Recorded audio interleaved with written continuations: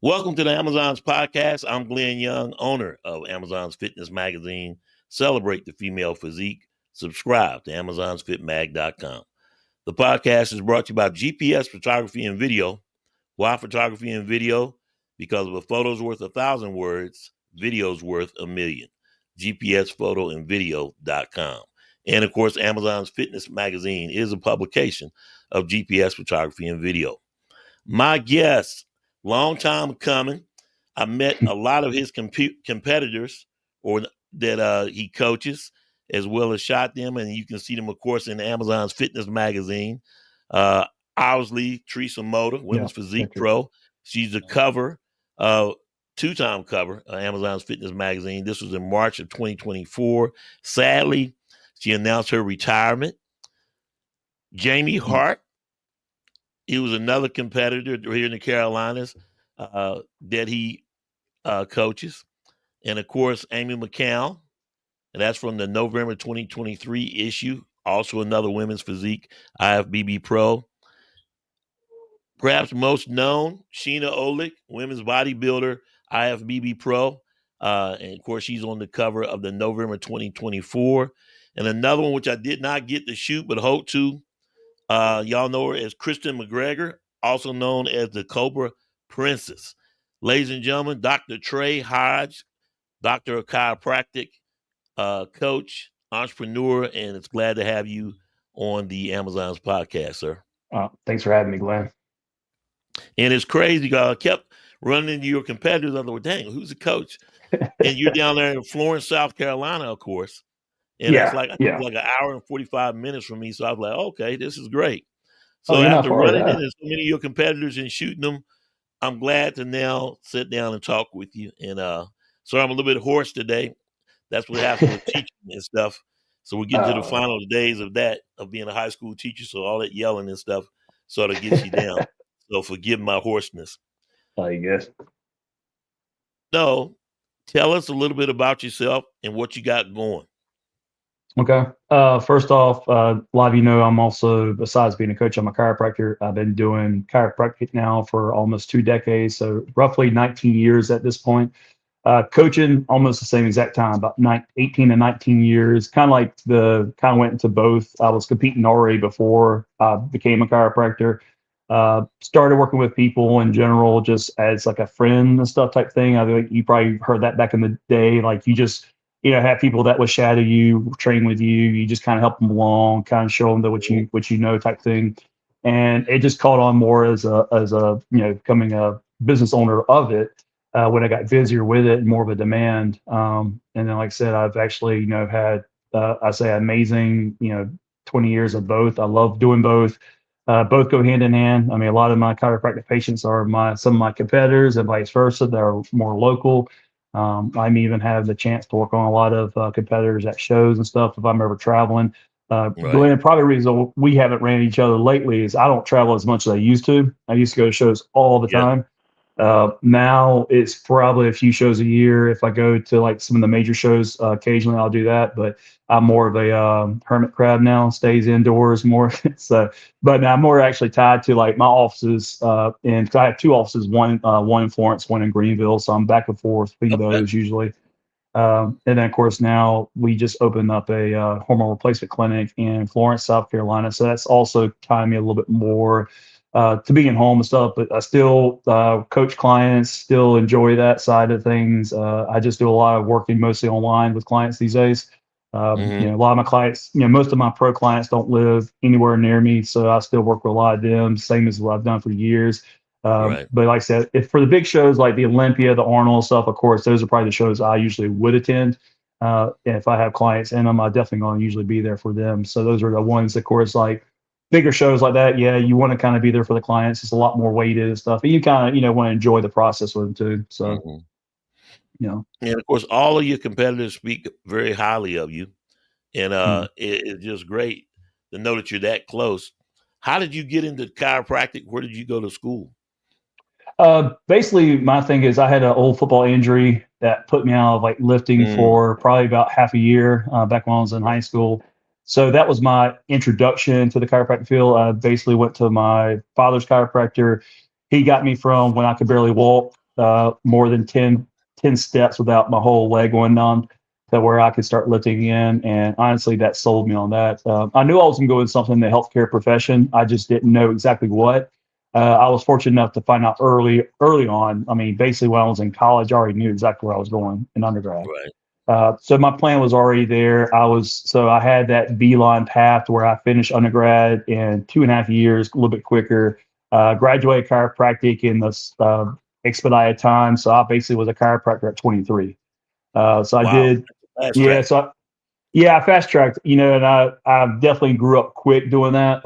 Would I do it the same way? Probably would. I mean, honestly, it was nice just to go through the process, push myself through it. And the funniest thing is when I was competing when I was going through like undergrad and chiropractic, that's when I did a lot of my competitions back then. Right. That got me introduced into it too. So, and the funniest thing is the irony is a lot of chiropractors actually do compete. I don't know if have heard of Life in Atlanta, Georgia. That was going to be my first school choice to go to, but I decided on Uh-huh. Sherman and Spartanburg. And I went to visit the campus, and I swear, like most of the student body were in the gym lifting, and everybody was in shape. so, Wow. That's unique. so Yeah. yeah, it's actually a field that usually is because a lot of athletes, find their way in chiropractic because they have an injury or whatever. So you have a lot of athletes that go into the chiropractic field because they Hmm. they understand it, they gravitate to it, they're a patient from it. So they speak volumes of it already. So that's usually the reason why most I say people go into chiropractic is just more for the fact that they've been through it themselves. You know. Okay. Yeah. So How did you end up in the competing? What did you compete as? I was bodybuilding, of course, and I started in other federations. I was doing Okay. a lot more. I was doing You more were natural open federation. bodybuilder. Yeah, yeah. I was Okay. when my first show. I was basically a light heavyweight when I first competed, and I was 19. I was about 191. Hmm. And of course, being young and stuff, and just the introduction of doing that, I've learned a lot from the first time, and then of course got better with each time. Because in the beginning, I coached myself, got smart later on, realizing as I competed, it's good to have someone guide you more because you're tending to be your worst critic. You do Right. things that probably you don't need to do, and your diet and your routine of things, and sometimes you can self sabotage yourself. I say because you do things that can hurt yourself more. But yeah, I did that for a few years, and then honestly, my last show I competed in 2011, so it's been 14 years ago. Hmm. And I was always planning on going back to the stage, but honestly, my schedule got so crazy, so hectic. I was seeing a lot of patients, plus I was taking on a lot more clients at the time. Right. I was working with like a lot more pro athletes at that point. I was working with like Charles Dixon, Monique Jones, a Hmm. lot of those Yeah. those, and of course, and I was more focused on working with clients than anything. Right.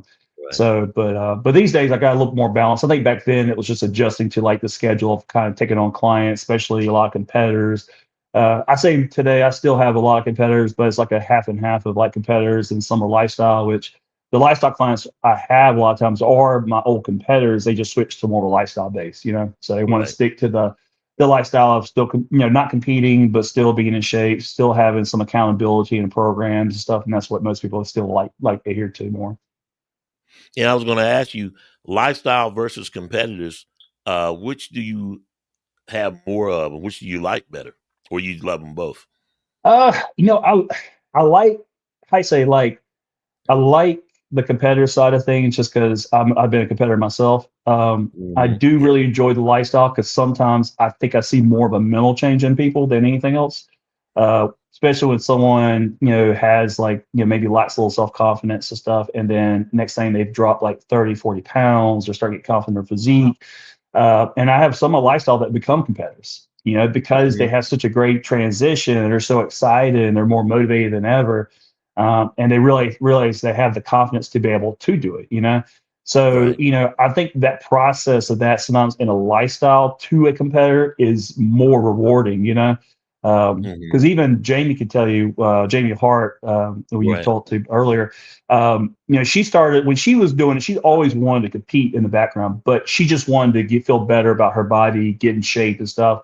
So we basically did almost like she can tell you like a full year of doing just a recomp, meaning we just get her Right. body in a position to be able to compete. And then once we took the time to do that and started rolling her into basically going into a competition, everything started clicking with her. I mean, she's probably one of my more motivated clients to this day. She's Mhm. always pushing herself in the gym. Like I tell you, like I told you before, like she's crazy strong. She'll send me videos of some of her lifts, and of course I'm impressed because I don't Right. even know if I could do some of the things that like she's doing now. And just having her drive is just so awesome, and it's very. I think it's motivating for a coach too to have that. When you have clients Right. that are excited and they're just pumped and stuff, and it makes you feel the same exact vibe that way, kind of like that energy from that. So it's a good positive energy. And I have another client very similar to her, basically had the same type, almost been the same amount of time together. Right. She's one of my wellness clients, same thing, went to wanting to be just healthier, went to competing. Mhm. Now she's like a full-time trainer, coaching a few people on the side. She's, going to her first national show this year as a wellness competitor.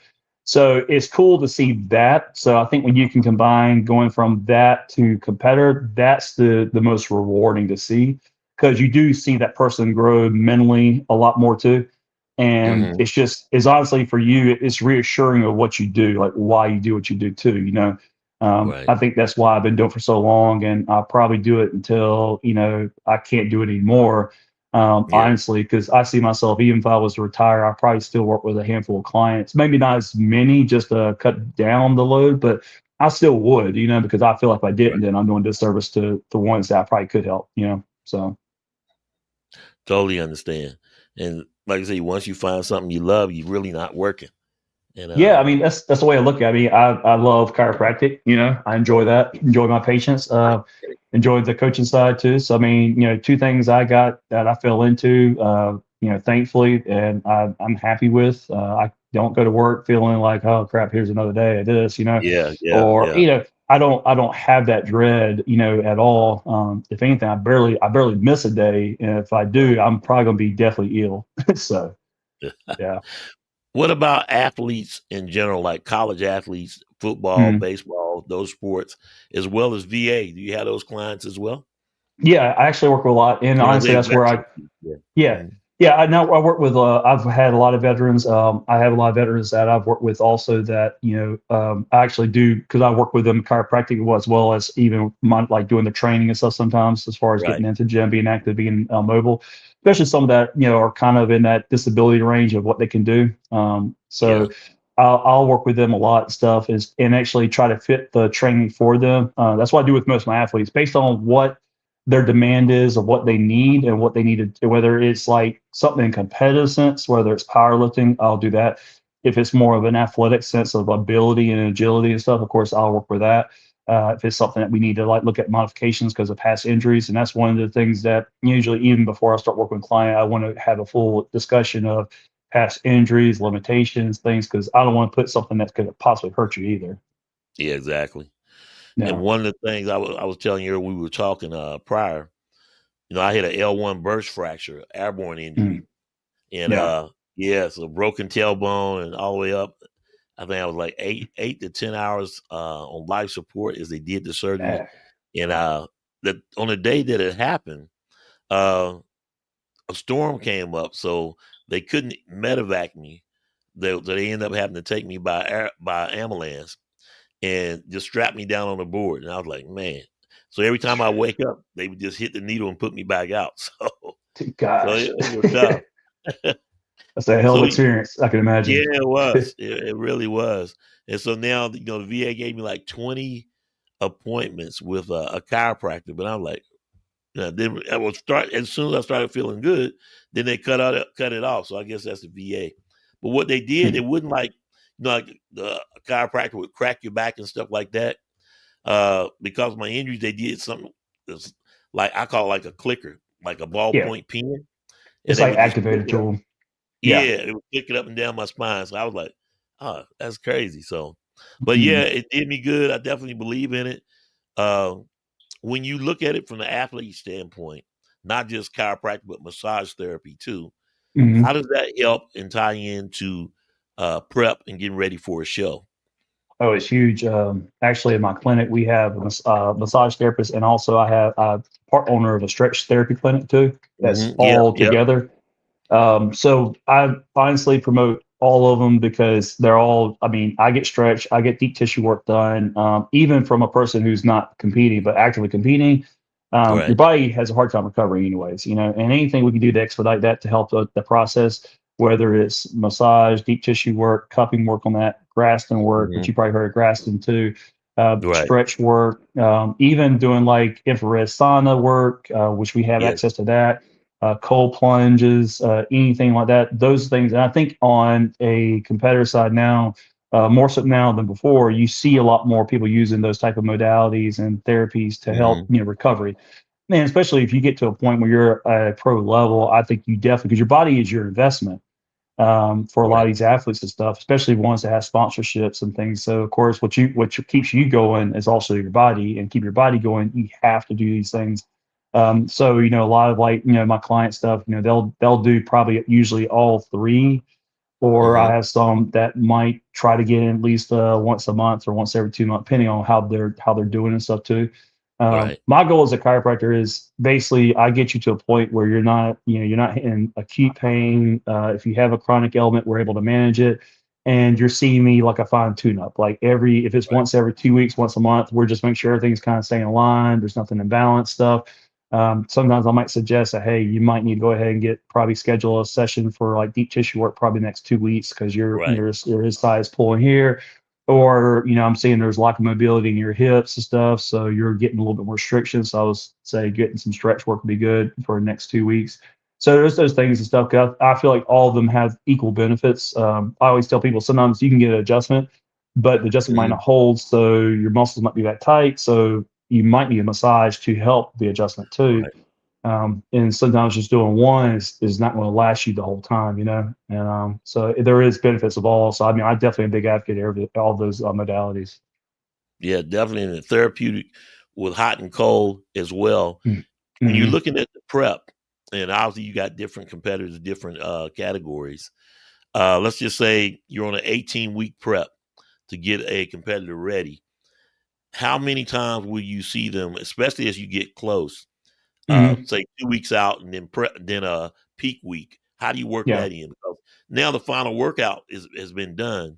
So how do you work Mm-hmm. in massage therapy and chiropractic in that case? Say that I'll Usually, give you an example. Say if someone was getting ready for the Pittsburgh Pro, which peak yeah. week is next week, for example. Mm-hmm. Yeah, I mean, if it was getting closer to the show, I'll probably say all like deep tissue stuff needs to be done like a week prior, Hmm. especially doing deep tissue work. That way, the body's not going to have any inflammations that's still lingering, and your body's Right. kind of flushed out, lymphatic strain and stuff. If you do a massage within, like, say, 4 days, make sure it's light. It's not heavy. It's not impactful. It's not your body's having to recover. Because, some deep tissues, it's almost like a workout. So you feel like your body's exhausted, it's sore, it's going to be a little bit, Yeah. recovering from it. So I recommend that. The stretch work, honestly, I recommend stretch all the way up until the show sometimes because the mobility is good. Okay. With posing, we have to put ourselves in position, maneuvering and stuff. And depending on what division you're in, there's a lot more mobility that's required. If you're in bodybuilding, of course, there's some poses you might need to hit that's going to require more mobility. Like a side Right. tricep for bodybuilders is not sometimes easy to twist your torso, keep your core tight, engage Good on point. your arms, your shoulders, and your legs, and trying to hit that pose. So I say the mobility thing's a big thing. So I say mobility you can do the day before. Adjustment wise, I usually say like a day or two before is fine. I know some of my athletes I would travel with, like Charles, Monique, Sheena. Those I would sometimes work on Yeah. them the day before, night before, just to make sure they're relaxed, loosened up. Right. I'll do like light stretching with them and then some light adjusting, especially if we flew in and they're feeling like stove up tight because with some of the pro competitors, the distance to travel sometimes is pretty long. Right. Right. Especially if you're international. So yeah, your body's gonna feel already beat up from the traveling. So And you mentioned, of course, the side chest with bodybuilders. Um, Talk to me about the bikini and wellness because I guess the biggest thing that when they do that 180 and they have to hold yeah, that pose and really pop that lower back. And a lot of people just that's like, oh, okay, they're not doing nothing, but that's pretty hard to do. oh, trust me. Even myself as a coach, I hit that pose myself just so I can understand the feeling of it, and Mm-hmm. for wellness stuff, it hurts. Like Yeah. meaning when you're arching that back and you're holding it, shit's not fun. And Yeah. of course, you get a new respect for that pose. You're like, okay, this is the money shot, but this is also one of the hardest poses to hit because you're trying to basically be like, trying to get everything to pop, but you're also trying to have that nice arch to where in your back to where you're kind of getting that nice little silhouette, the taper, showing off Right. everything. So it's a tough pose. And depending on what level of competition you're in, if it's a close call, you might be holding that pose for 10, 15 seconds. Some shows Yeah. I'm seeing them hit that pose like over a dozen times, because it's Wow. just that Yeah. close. And you see these girls, they might start sweating a little bit because it's not easy. Yeah. So yeah, Yeah. I say with them, you still need that mobility. If your hips are off a little bit, that can throw off a little bit because you might have some pulling on some sides with that too, fighting that a little bit with your walk, your gait. Because you got to think Yeah. if your hips Yeah. are off, the way you walk's going to be off too, especially if you're in heels, you're on stage. So all that does affect it too. And since we Exactly. are in a competitive industry where symmetry is a big thing, we don't want the symmetry to be off either. So Right. And I guess the big part about it is you said you're holding that pose, and all things being equal, it really actually could come down to posing. And if mhm. you start to get that tremble, it seems that's what the judges are looking for, because Yeah. it's a workout. Say, okay, let's see what separation. You get to start trembling, and the other competitors are holding theirs without the trembling. Yeah. That's really the separation of it, wouldn't you Yeah. say? Yeah, and I say that's where like I always try to drill like the practicing the posing is the biggest thing for a lot of people, and especially on the pro level. You probably like I say you've been to a lot of shows, you've seen it.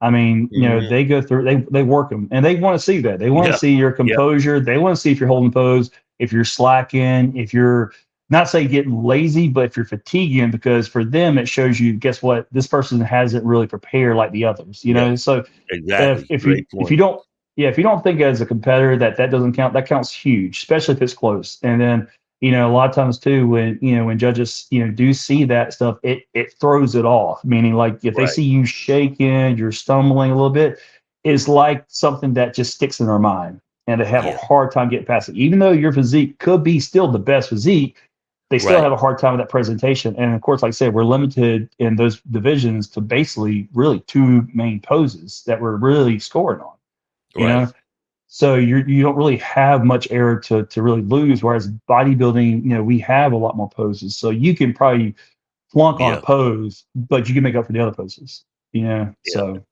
And that's their main poses. And mm, another thing they're looking for, and you talk about this too, the control of the abdominals. oh yeah. Specifically for women's physique is abdominals and thighs. Talk to me about that pose and the control and some of the things you do to help with that. Yeah, with that, and it's just a very weird pose for men and women. It's just a very awkward Mhm. pose. I think a lot of us feel very vulnerable, very open to it. Of course, we're Yeah. always critical about our waist, how things look.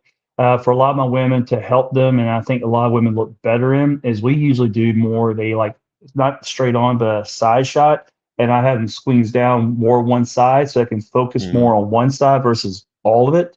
Right. Sometimes with that, we do show some good lines of conditioning that way, or and even good leg separation that way too. And sometimes I think for them it's a little easier to connect the actual feel of it. Right. So I think that's the way I've kind of managed that pose with, especially some of my female clients, so they feel comfortable, and we can finesse it to where it still looks very feminine. It looks good because to me, having thigh is kind of like almost like a most muscular pose. It doesn't look Right. as it doesn't look as good on a female as a male. I feel like I think Right. it's just harder, and I think most females don't really care for that pose. That's usually one that they really don't really care for. So I say Right. if we adjust a little bit into it to where they feel more comfortable and they actually feel like they're getting more like basic engagement with it, then I think Mhm. that's a win because at least they're able to do that pose. They have more confidence in that pose. Yeah. And so many times the thing I heard, from judges and people talk about, if the bodybuilding show is won from the back, it can be lost from the front because you don't have any control of your abdominals. Yeah. No. And that's where the presentation, like you said, is a big thing. When you're transitioning, and I think it's where people kind of don't understand. Like whenever you think the judge is not looking when you're moving Mhm. or Mhm. transitioning, they're looking harder.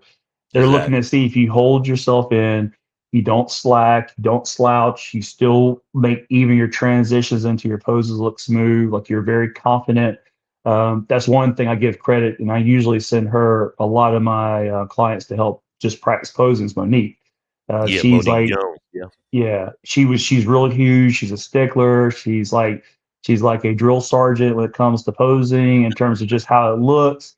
So she's one I feel confident that does really well with all my clients, male and female alike, with that. Mhm. So like I said, that's one of the things. Like if I know I have a client that just has struggled with transitioning, they're just not comfortable. Right. Usually I get them to work with her, and honestly, she does bring that like side of them where they get comfortable, and she fits the posing for that person. Because of course, we're all not going to pose the same; it's just not going to happen. So Right. you basically have to fit to that person's body, their ability, and what they feel comfortable with too. Because you don't want them on Yeah. stage doing poses that they have like really no clue how to do. They're just doing them because you said, "Hey, hit these poses," and Right. they have practice, but it was something they felt comfortable with. So. A novice point, and I guess from a fan perspective, women's bodybuilding versus women's physique. Women's Mhm. bodybuilding, at the back pose, the fists are clenched. Women's physique, they're open. And Yeah. to me, it would seem like there's a better pros with women's bodybuilding because it seems like they would have more control by having their fists clenched versus women's physique when they have to have them open.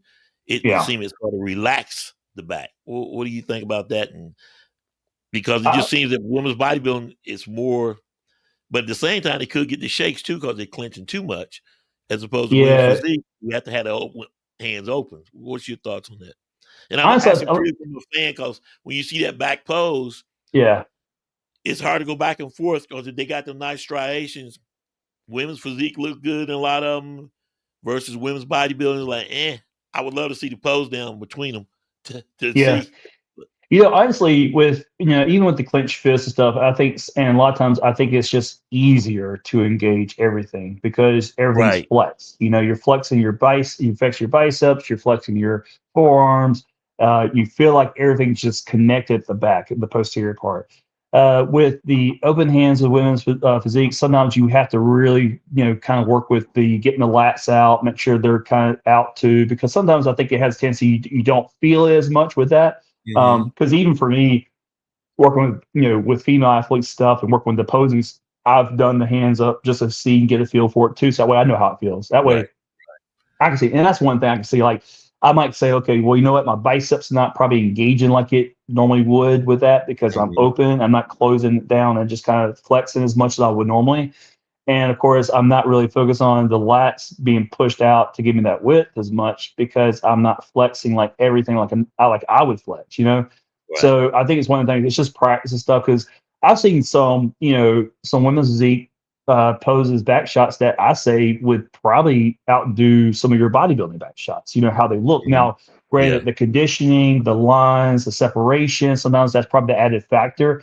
But at the same time, I think there is a little difference of course, how it feels. Because sometimes if you ever see a women's physique go into bodybuilding, they Hmm. still pose like physique in some ways, even though they're trying to close the fist, Yeah. but Yeah. they're still tracked because I've seen some that would flow their hands up and Muscle then they memory. close.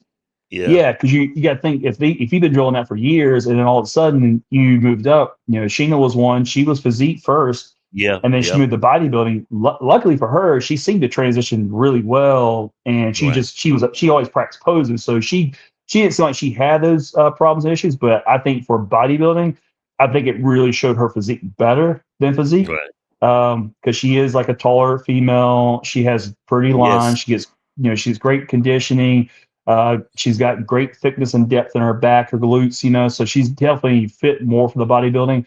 I think Hmm. physique, we did place, I think, fifth in her first physique pro show together in Right. Tampa.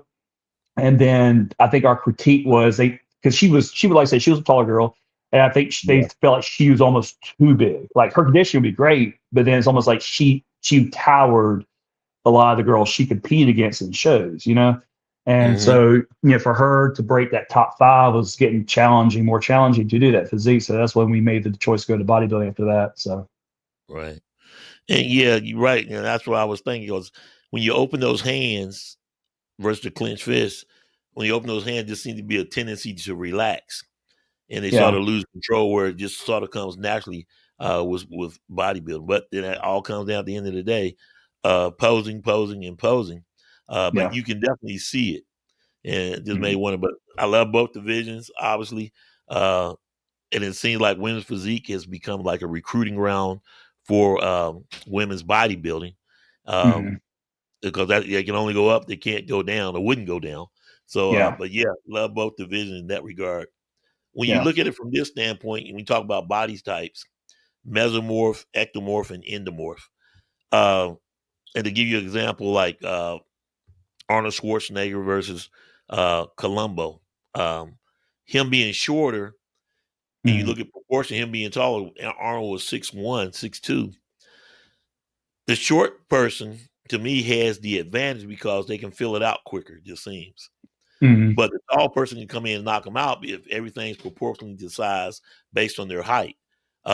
Um, and I think it takes a long time for someone tall to bring the muscle in to compete. But what's your thoughts on those, the three body types, and does being taller have an advantage, or does being shorter have an advantage? 5'5" Yeah. versus a girl that's 5'9", or even Mm-hmm. a 5'2" versus a girl that's fine. And like I say, and Sheena Oleg is a perfect example.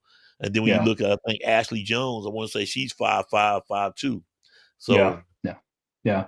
And that's the thing. I mean, I think like you said too, like you take someone like Frank Colombo and Arnold, different, way different heights and yeah, stuff. Now, granted, if you have Frank Colombo and you can stretch his physique to be the height of Arnold, he would be a monster, oh you yeah, know? yeah, But the thing is too, with Arnold having proportions, having the right symmetry, the small waistline for his height, it just stands out so much. I right, think it's why, like, you can have someone like even like a Chris Bumstead, who is a classic physique guy, but he did that bodybuilding show after he did the retire from Olympia and Classic. He still did well, yeah, very he well. did, And he was a taller athlete, and just because of his shape proportions, I mean, it's just hard to deny. So I think anybody, any height can really be competitive as long as they're proportionate to their frame. right, You got to think like a reason like why even the open bodybuilding, you got a lot of your shorter guys now who have beautiful shapes,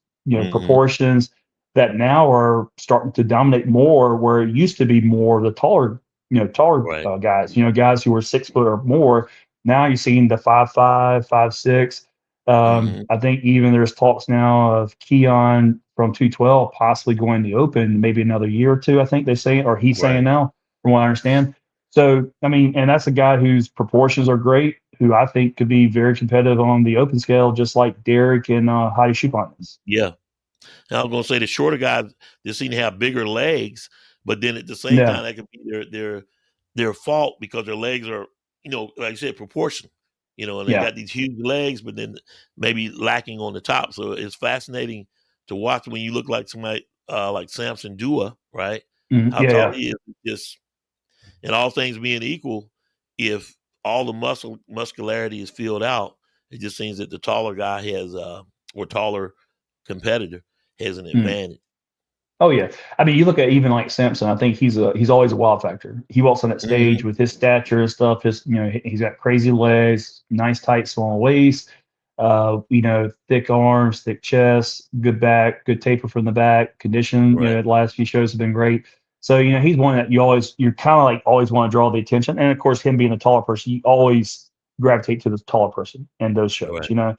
Until you get someone like a Derek or someone who comes out and just shows like conditioning and everything all together. But then of course with him being a little bit shorter, that density starts really showing some poses, Mhm. where it almost like the shorter person starts outsizing the taller person in certain shots. I think in the Arnold Classic this year, Derek, I think from the back is what kind of started taking him above Sampson in a lot of shots. Right. Right. Just because for his height, he has probably the one of the freakier backs I've seen on the pro stage, next to like a Ronnie Coleman.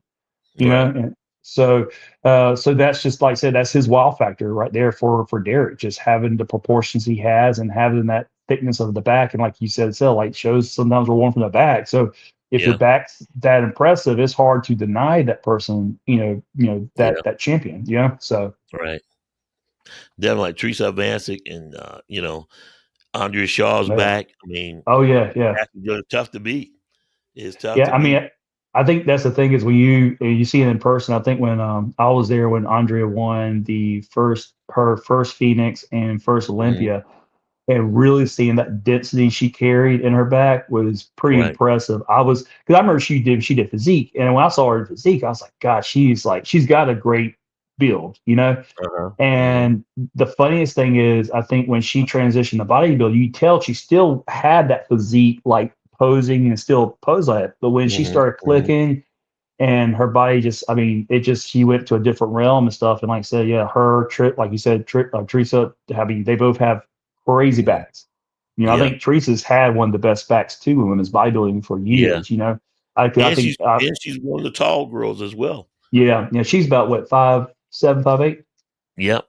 Yeah, Her so and of course Chelsea Dion is just yeah, that Chelsea, yeah, taller, but they got to fill it out because the short girls are just like boom, you know. But it's yeah, gonna be fascinating to watch this year for sure. yeah. Because Chelsea's already qualified. I think the Yeah, she last just show. Yeah, qualified in Canada, and okay, but then when good. you look at Salika Gavon, she won the Triple O, and you look at That's right. that's a good contrast there. The two physiques, Hmm. Chelsea being taller and then Salika Gavon being shorter, um, is something to see. Makes it Oh harder yeah. on the judges. Oh, for sure. Trust me. Like I can see sometimes I'll be sitting there and I'll be at a show and I'm like, even for myself, I'm like this is tough. Yeah, And when you start yeah, getting that close stuff, and then at that point you just try to keep picking away at what you can see, and then a lot of times that's why you go through a few rounds of posing just to see if there's anything that you can catch. right, right. Adjustments on um, prep week or like bringing a competitor in. And the biggest thing Mhm. that always kills me that comes back, and it really is true, they will go out doing prejudging a competitor. And the phrase will come back that looks so much better at the night show. Why is Mhm. that? What are some of the adjustments that you make? Is it water retention? Take me through that 24-hour period from prejudging to finals, and what adjustments can a coach make that would Mhm. actually bring them in and win the show where they were maybe at second or third. Yeah, I mean, I say most people seem to always go and look better at finals than prejudging, and that's Mhm. most competitors I've ever worked with, ever seen.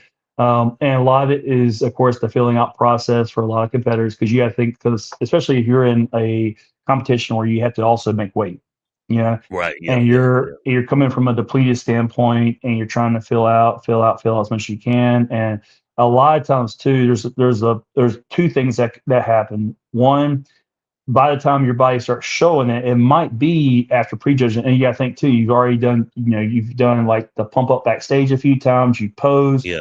you got blood flowing in your system now more because you went from being basically just, not doing anything probably for a day or two to Right. now like your body's getting cranked back up. So your body's getting back to what it used to, like meaning it's being active again. So I think that's part of that process too. Also, going through prejudging, as we know, is the biggest weight of the competition. So you Yeah. already know how things. So whether you did really well at prejudging or you didn't do as well as you think, the stress is off. The big thing Right. is out the way. So you Right. you got like this whole cortisol dump that happens where you just kind of Hmm. like able to stress free. A lot of times, a lot of my competitors or a lot of competitors will actually, if they have time between prejudging and the finals, they'll take a short nap, let their body rest a little bit, the food settle a little bit more that they've had for the days prior, even that early that morning. And when they get up, because they've already been moving, their body's, it's had a little bit of sweat going, it's gotten heated, it's had blood flow. Bam, that's when everything just seems to pop. And of course, the whole thing is like, we all as coaches, we would like sit here and scratch our heads like, man, what did we do? And what do you think we did wrong? It's just a Yeah. combination of a lot of things.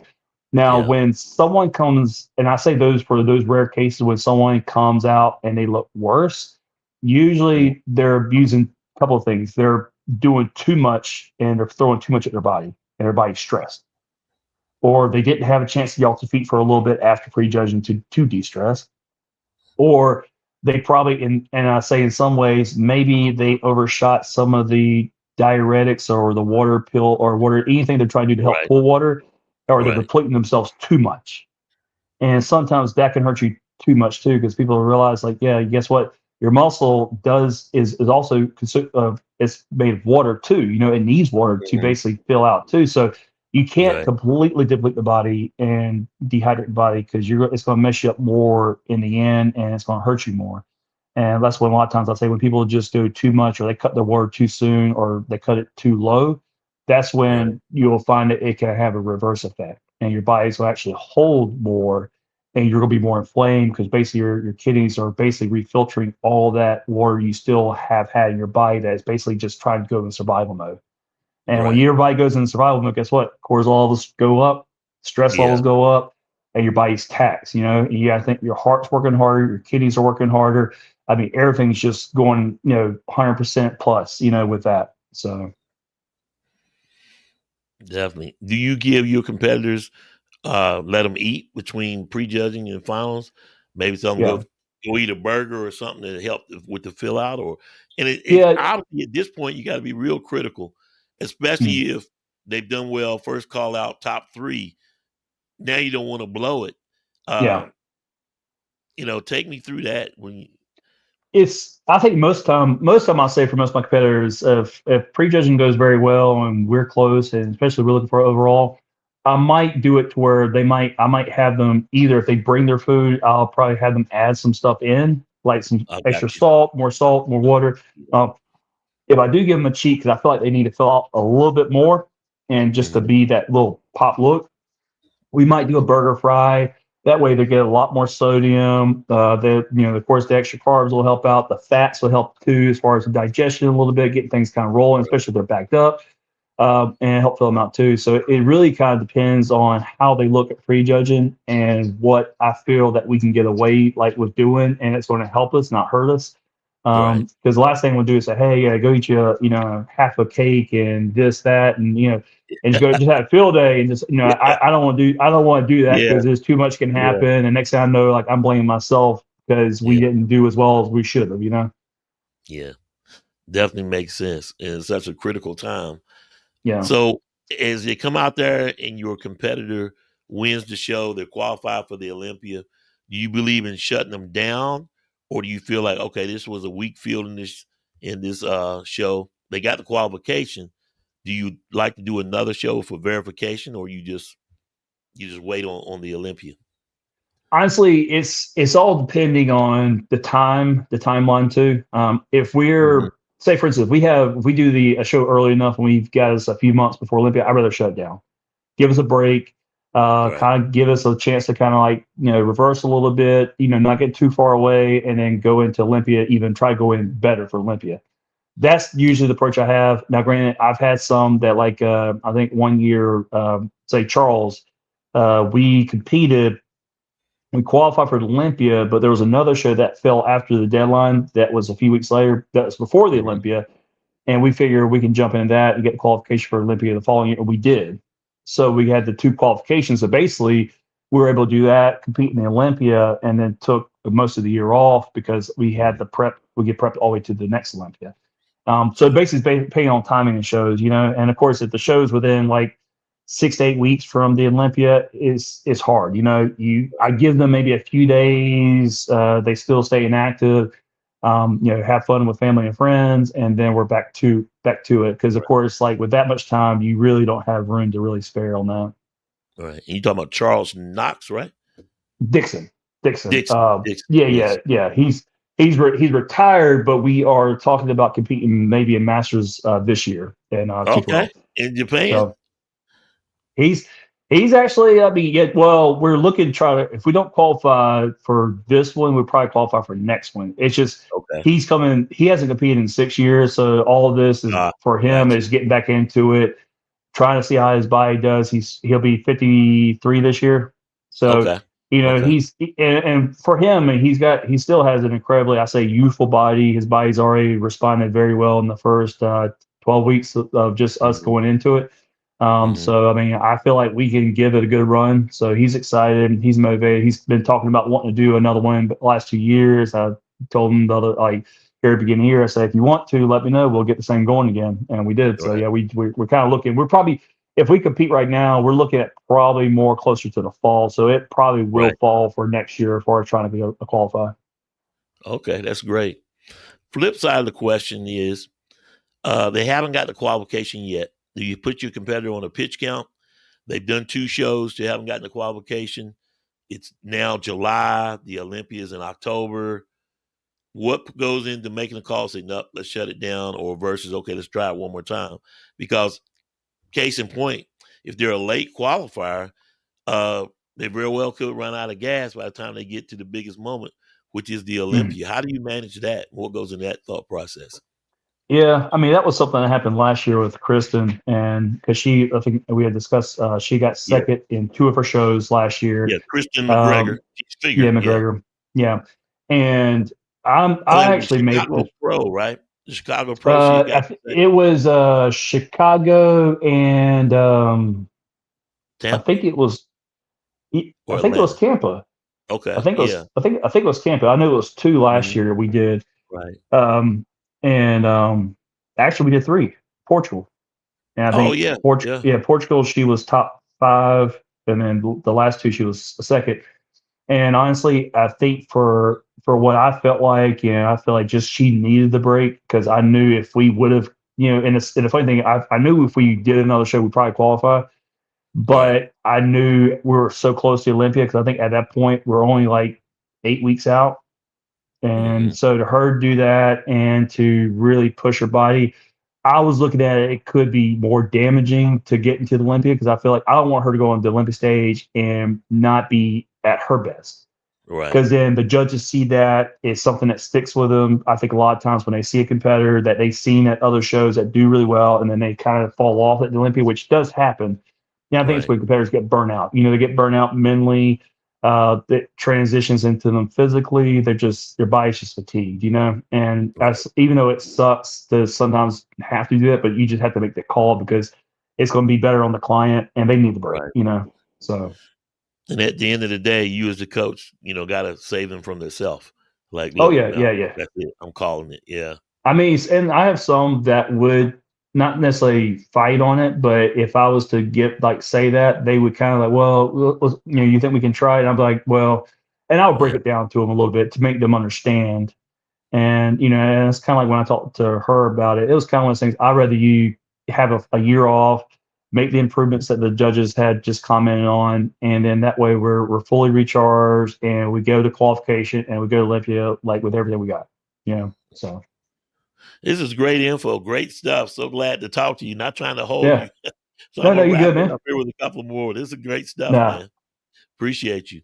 no problem, When man. you look at it now, um, do you have a favorite women's category that you like to coach, or you just like them all, or how do you Um, handle your number of clients as well? If you yeah. and specifically, if you got two clients competing at, let's just say, the Pittsburgh Pro, 'cause that's the next show, and Hmm. one's women's physique, or in one, say, bikini, how do you manage that? One going on stage this time, that time, because you want to give your best to both competitors, obviously. Yeah.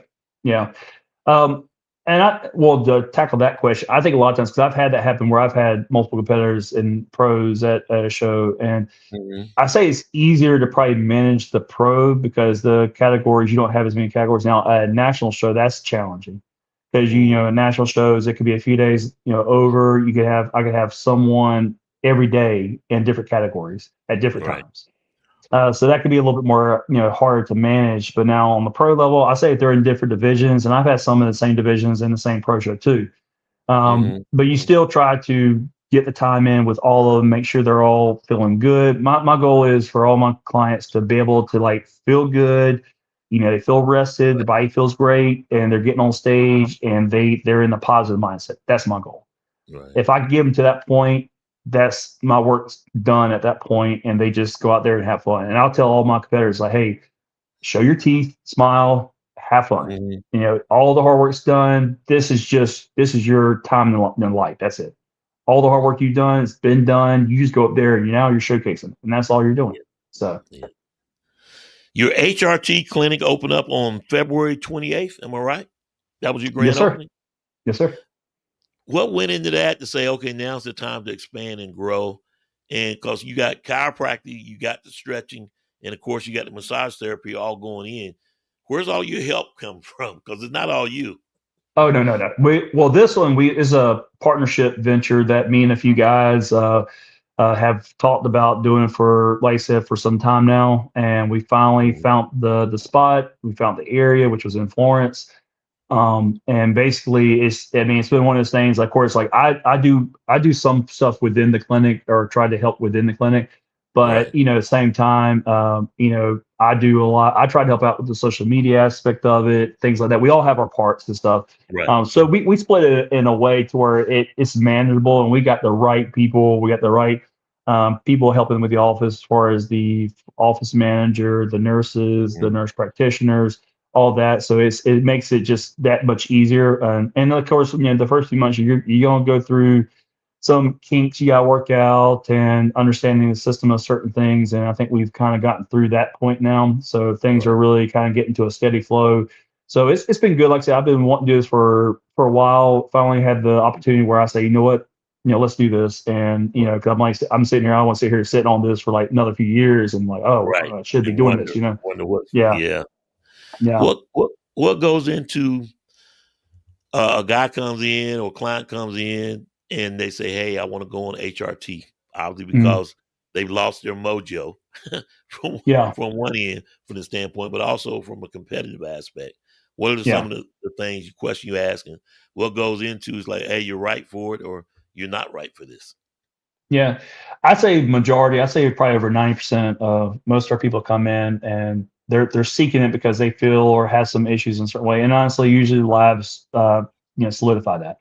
Right. I've seen, you wouldn't believe, like, some of the guys that have come in our office that have been, like, say, in their 20s, younger 20s, and Hmm. have Hmm. test levels that are sit between 100 and 200, which is very, very low.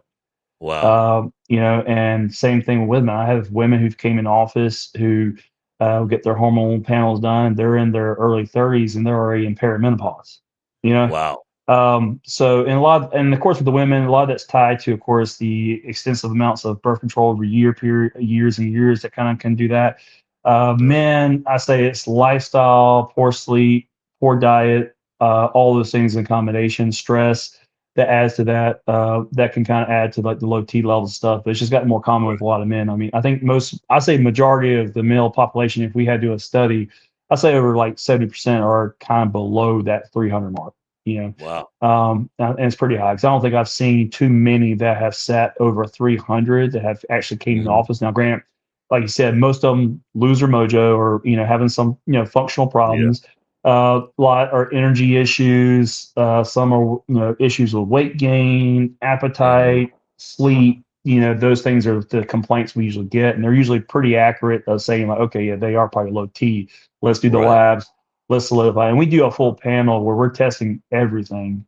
So we test a lot. So we actually able to kind of not just work with that, but also work on like the lack of vitamins and the on the diet too that could be there. Like it's common to see lack someone with low vitamin D, both male and Yep. female. Yep. Low in vitamin B12 is a big one too. Women sometimes iron because, of course, if a female has like very erratic or crazy menstrual cycles, sometimes their iron levels can be low because basically they happen to bleed out a lot more than normal. Hmm.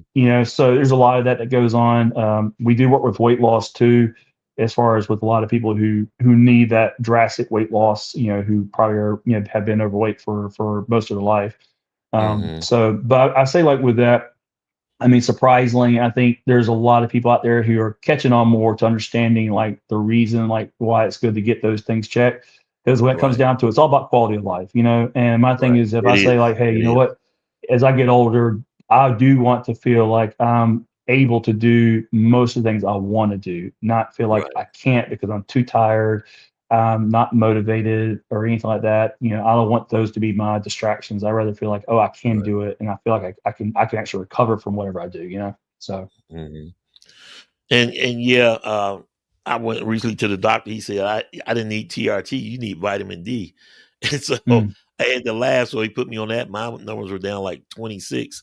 But the Oh thing yeah, about that's it really also, low. as I told you, I had a broken back, L1 burst fracture. So that was a Hmm. contributing factor. And then what Yeah. runs strong in my family as well as prostate cancer. So I had Mm. a prostatectomy. So I had two Mm. things going on. So it's tough. Um, but like you said, it's all about quality of life, Oh yeah. and it's mostly in older guys versus young guys. Because if young guys got low T, then there could be a contributing factor to something else. Is it common for younger guys to have it, or mostly middle-aged men? Honestly, it's been middle age. You usually would see it, but it's gotten where lately the ones we're seeing in clinics are low, and actually sometimes some of them are lower than our middle age. That clientele that comes in. Wow. Is that a And rare thing for younger guys? well, I kind of 27 or see like 30 it's or generational. I think wow. like the middle aged guys, they're constantly active more with what they do with work. They're kind of on the go. Their body's primed. They kind of stay a little bit more with it. I say with that in Mhm. terms of just being busy. Not saying that the younger generation is lazy, or I just say that the middle aged person's probably been through and they pushed their body through a lot and stuff in terms of that. Yeah. And I think too, like I said, the diets and stuff have changed. There's a lot more stuff that, of course, in processed foods that sometimes we eat that's not the best for us Mhm. too. And I think the younger generation probably gravitates to more of that than the middle-aged generation because, I say like with myself and, guys that are like between the ages of 40 and 50, we tend to probably not eat out a lot, or Right. we try to eat stuff that we can cook or fix ourselves. I say your younger generation, sometimes it's the easy thing. It's the quickest Right. thing. It's the what you can pick up at the store, what you pick up the Chick-fil-A or whatever it may be. Yeah. And so I think the choices of that does impact our health overall, and that can kind of definitely change the numbers a lot too. Yeah. As a chiropractor, one of the biggest fears, and everybody always sees it, the videos on YouTube and everything Mm. else, and the chiropractor just yanking somebody. You hear that pop and that crack, it's like, oh snap. Yeah. And Well, even some of the funny things, I've seen this one guy who was adjusting pets. I think I saw uh, you adjusting your dog, right? Yeah. I've done quite a bit of like dogs in the clinic stuff. So I've worked on mine. I've done the classes through college with it Right. too, or when I was in Right. chiropractic. So I understand, and of course this is a different approach. And I think it's always funny because I think when you have these videos stuff that are posted, and I always tell people, I was like, yeah, it's like you get a pop, but I was like, you understand, a lot of them have that microphone that's on the Yeah. person, so everything Yeah. is Yeah. like Yeah. amplified. So Yep. trust me, if I heard that like that loud in my office, I'll probably check and tap you, make sure you're still alive. Yeah. Because it's like that's not. It sounds like more than an adjustment. That sounds like there's been a Yeah. break somewhere. Maybe I went too Yeah. far for us. So I always tell people Exactly. say because I've had people come in and say it don't sound like that video. I was like, well, you understand they amplified that. They got microphone Yeah. on that Yeah. person where they're adjusting so Yeah. they can it sounds louder than what it is, but now Yeah. you still can hear it, but it might not be that that sound that comes in Right. that just freaks the hell out of some people too. That's why I always tell people because either it could deter people or it gets people like oh yeah I Right. want that. You got people like oh hell no we're not doing this. Yeah. Yeah. Y'all Yeah, hear them screaming and stuff. And of course, you see the yeah. TikTok videos and stuff. Somebody will crack their back and then they'll swipe to the next scene of, they're being buried or whatever, especially with the Yeah, pets and stuff. I have a buddy of mine who's a barber. He's a barber, but he always sends me TikTok videos of like chiropractors and those little funny things like that. Right. And of course, I die laughing because I'm like, yeah, here we go. This is it. So So what kind of dog do you have? I have French bulls. I have two Frenchies. Okay. So what, Yeah. humans versus animals. Oddly, if you adjust a dog, you get bitten. Which one's easier, or is the human body more? Is it harder on Uh, the human body because of the number of vertebrae? I mean, Yeah, talk. there is a little bit different in structure and stuff, and just the way you would, of course, work on a dog, versus a human and stuff. And of course, Right, like I always say, like, yeah, if someone's asking, "Are you more familiar?" I'm more familiar working with human. So of course, right, right. when it comes to like animals and stuff, sometimes I'll use like manual adjusting. Sometimes I'll use the activator, like you said that you used was used on you Yeah, before. yeah, Sometimes I'll use that because it's low force, especially with a smaller dog. You don't need a lot of force on a smaller dog or anything like that. And as long as the dog's comfortable with you and stuff, which most dogs, I try to like pet them a little bit, especially if it's a dog I haven't met, get them comfortable with me, kind of right. just like work it to where I'm petting them a little bit, but I'm trying to feel around and seeing like what's causing the problem. And a lot of times with dogs, you can actually palpate and find like hot spots. And Hmm. hotspots on a dog is an area if there's a pocket of inflammation that's surrounding an area. And of course, the owner usually says like, oh, well, they've been having problems with their back, like their right leg. They're like limping a little bit and they're kind of like dragging, like their hips not, motioning right. and I'll check and I find a hot spot. And a lot of times you'll feel that area on the spine where it's a little bit warm. And usually it doesn't take a lot of pressure, but you can get a little bit of a cavitation movement stuff that, and sometimes I say a lot, or I say, and most time, if it, for the dog, it can be relief. And a lot of times they're real happy and they're excited after, and they'll Yeah. start moving Yeah. better. So that's kind of cool because they can't tell you how they Yeah. feel, so Yeah. they go by show. That's the same if I work on infants or babies, I work on younger babies and infants too, a few newborns. They can't tell you, but Right. they'll show it by how they act. Kids same Right. way. They won't sometimes tell you if they're real young, but usually I'll get a call from the parent the next day saying, yeah, he's acting so much better. He seems like he's not, his head's not turning or staying to the side, as it was before. Those things. You got to think, kids and stuff, when they're toddlers and everybody's are developing, there's so much trauma Right. from all the falls and things like that. And since their Right. muscles are not fully developed, there's a lot more I call like minor whiplash injury to the body themselves. When they do a fall and their head goes this way, that way, yeah, I think that head's still pretty big on the baby, and they don't have a lot of like neck muscles that are going to control it. So they're going to have some issues that can happen that can cause like cervical issues and things. So Yeah. And I guess, another part of, a newborn being born, you in the womb for 9 months, crumpled up like this, and then you pulled mhm. out, yank, smack. So Yeah, yeah, I could see it, and having adjustments having to be made. But you're right, they can't tell you. So, and yeah. did you have a high fear factor of working on an infant versus a human, or what? You just jump right in it because you love it so much? Was it a No, you ever I mean, have a it was one of hesitant those. period in your practice? Yeah. Yeah, I mean, I think when I was in clinics and when we were Right. going through pediatrics and stuff, working with the kids and stuff, and that was part of our curriculum and going through classes on that, there was original hesitations, and I was at first like, I don't know if I really want to just take that on, but I think once I started Right. working and started getting used to it, and I did have a few, even when I was in clinics, a few patients that were younger kids, and I realized the response sometimes is even better for a kid.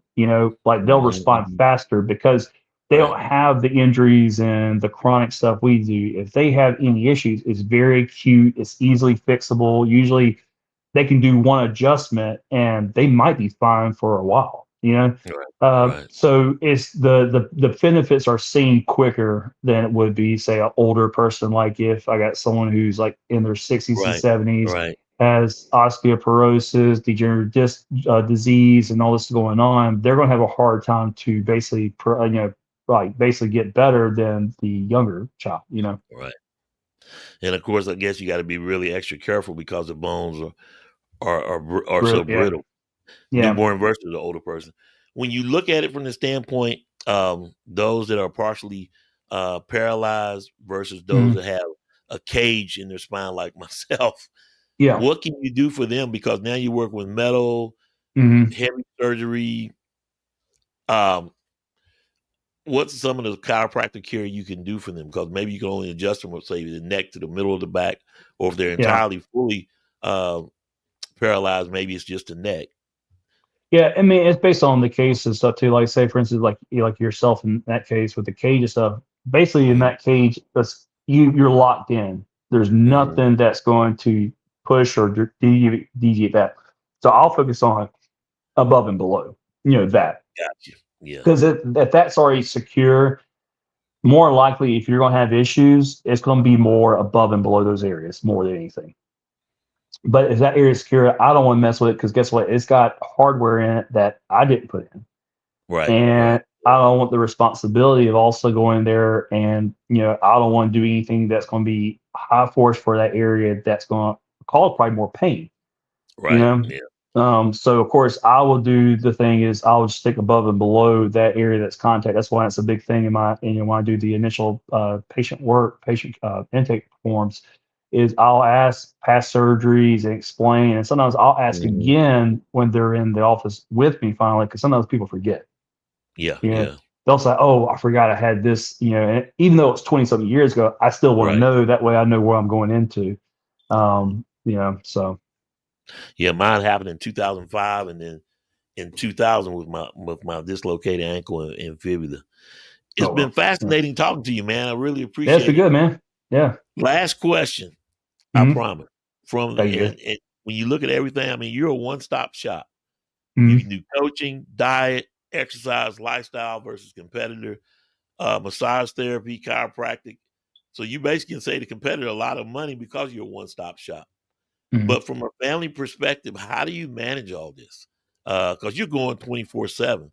Are you taking a Mhm. vacation at any point? Because there's really no off season. Because if it's an improvement season for the competitor, you still got the lifestyle. Do you have Yeah. time for yourself, and how do you manage it all? Yeah, I mean, I need a vacation, that's for sure. I think I'm trying to plan something here in the next few weeks. I have my 43rd birthday coming up next month, so maybe Good I'll take a stuff. day off. But honestly, usually my thing is I work Monday through Thursday at one of my offices, and then Thursday afternoon through Saturday, mainly maybe sometimes if I have to Sunday morning. But usually I don't. Usually Sundays is my day of like complete rest. So I Uh-huh. usually do all my check-ins with my clients. Usually, if I can, even the ones that do send me check-ins Sunday morning, I'll try to have it done before like a certain time, like 11 a.m.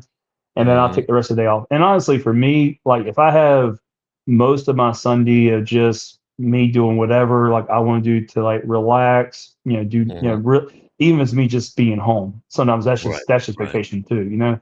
Um, that's just enough for me to get a break and I feel fine. And of course, right now, since we just opened up the clinic and things like that, Mhm. That's I've been kind popping. of like putting a lot of time and trying to get all this stuff going. So if I say I'm gonna probably try to shoot for something maybe in the fall to at least get away, just a small, even if Right. it's like a weekend trip, I'll be good with that.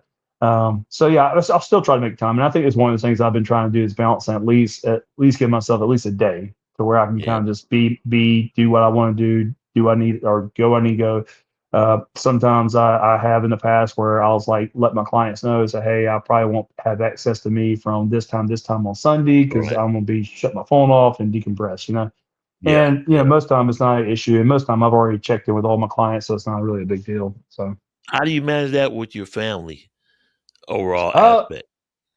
I think with me, I try to get family time in. I Right. try to make those arrangements stuff. I think like even for me, like going out to like lunch sometimes on Sunday is good. Right. Right. I think that's a big thing. I try to make that part of that day off is actually having lunch and stuff and doing the family thing like that. Mhm. And sometimes I maybe Sunday evening might do a grill out too, something like that, Yep. cook out a Yep. little bit. Sometimes that's beneficial. I enjoy cooking. That's my therapy. For Yeah. some Yeah. reason, like I can go in the kitchen or I can go on a grill and like that's my piece. Good So for stuff. me, like that's my break. And if I could do that on a Sunday, like every Sunday, like sometimes I think I can go without for a vacation for a while because I got at least that day per week. How many hours give and take? You're up at what? And you go to bed at when? Usually I'm up about 6:30. I do 45 minutes of cardio every morning. I'm an art trainer. In Right. the mornings, I usually at the office about 8:15 in the morning. First Mhm. patient's 8:30. I usually go from 8:30 to about 1. Sometimes have a break midday, so I do get a little bit of a break for 1 to about 3. I usually come home, maybe uh, eat lunch. If I can, squeeze a little power nap in. Go back to the office. Mhm. Go from 3 to about 6:30. Workout train. Sometimes I train with my group. I call it my squad, my team that I usually train with in Florence. We usually have a pretty big Yeah. group that train together. I'll do that, be done. Usually try to get home 7:30, 8 o'clock. If I don't go to the grocery store, I have to go to the grocery store and cook. Yeah. Yeah. Usually I'm trying to be done with everything, or if I got to do a client call, try to be done by like 9:30, 10. For some reason, my show to help me relax and go to sleep for some reason is Ancient Aliens Uh-huh. on History. I watch that and then I knock out about 10:30, 11 o'clock. Wow. Yeah, that's usually my schedule. Well, don't I'm not gonna make your day any longer. Dr. Oh, Trey you good? Hodge, Mm. coach, competitor at one time, entrepreneur, got a lot of stuff going on. Really enjoyed talking with you, man. Appreciate you. It's been good, man. It's been good, Glenn. Yeah, we will talk again soon. Like I said, all Sounds you good. competitors, uh, not a negative word, speak very highly of you. And I Mm. tagged them all in, when I initially was promoting this. So that's good stuff, man. Like I said, I appreciate it for having me on. Appreciate you. Take care. All right, you too, buddy. All right. Dr. Trey Hodge, chiropractor, coach, one time competitor himself. lifestyle clients, competitors, crazy schedule, HRT clinic. You make your way down to Florence, reach out to him, tell him that you saw you on the podcast, and hey, one-stop shop from a competitive standpoint. I mean, you come to one place and you're getting it all: massage therapy, chiropractic, uh, diet, meal planning, workout. So good stuff.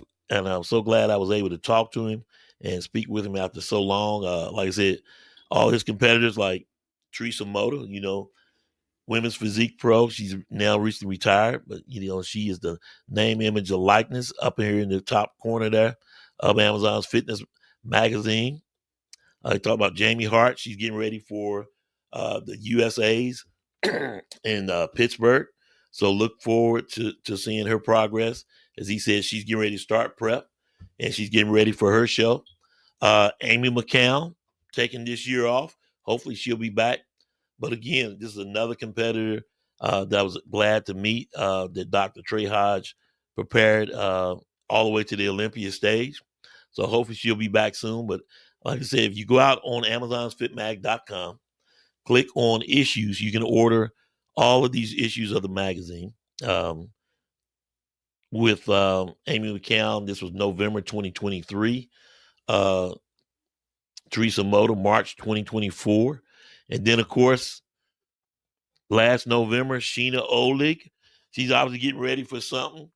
As you've seen her workout clips, but she works with Dr. Trey Hodge as her coach, and I got to see his end product on the stage in Tampa when she was down there competing, and that's when I shot her. So I wish her all the best, and looking forward to tracking her progress, and of course all the athletes of Dr. Trey Hodge, that is a coach and entrepreneur. So it was always good to talk to the coaches and get their perspective. So it's sort of a different angle after always seeing the competitors' perspective. And they speak highly of him. He talked about everything under the sun. And so I'm glad that he gave me his time. I'm Glenn Young. Celebrate the female physique. Subscribe to AmazonsFitMag.com. I'm thankful to all the subscribers to the YouTube channel, all the new subscribers to AmazonsFitMag.com, those that are subscribers to the website and buy the magazine as well, and then those that just buy the magazine. I appreciate everything that you've done to support AmazonsFitMag.com and Amazon's Fitness Magazine. For now, I'm Glenn Young. I got to go take me some honey and coffee to try to get my throat back right as I'm finishing up the last days of teaching, and we'll get the finals, and then I'll be able to relax for the summer. Coming up soon, I'll be going to obviously next week to the Pittsburgh Pro. I'll go out there and support and see women's physique, number 3 in the world, 6-time Olympian Sharonica Hinton. And then, of course, Amazon's Fitness Magazine sponsored athlete Melissa Guerrero, who signed her contract, and she will be at the Pittsburgh Pro. So I'm excited to see how she does, especially as she progresses with her first year with a full-time coach. So it's been exciting to see. Until next time, always remember, not everybody's going to be for you, but that does not mean that everybody's against you. But what it does mean is everybody's watching. So give them a show.